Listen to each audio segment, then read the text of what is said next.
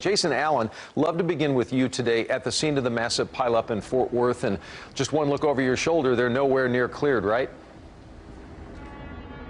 No, they're not. They're still doing a lot of work out here, Doug. As you mentioned, we just learned here in the last half hour, the death toll from this accident is now up to 6. The number of people who have sought treatment for injuries now up to 65, and that number could be growing. We'll explain more on that in just a moment. I want to give you another look here at the highway at this hour. It hasn't changed significantly from what we showed you live here an hour ago. Some of the tractor trailers are still in pretty precarious positions. They have not started moving, a few of them that are still in the middle of the wreckage, but back toward the ends of the pileup, we are seeing some movement from a few of the wreckers that are starting to move in closer and get some of the other vehicles involved out of this.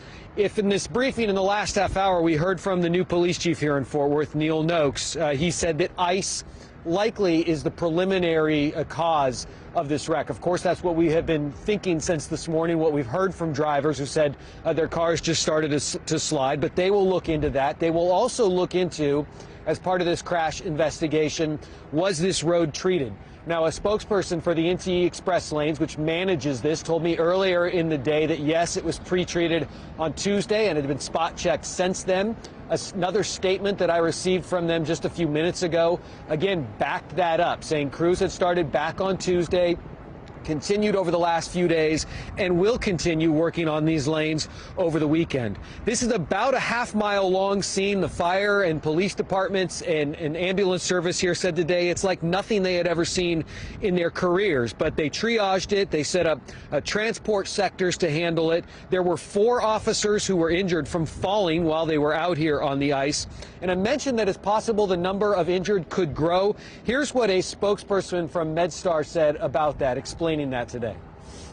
So that means that people who may have left the scene, felt fine, adrenaline running through their system, when the adrenaline wears off, they then sought medical care. That number is likely to continue to increase as more people tonight, tomorrow. So we'll try and keep track of a final count of the people who sought medical care at hospitals as part of that process.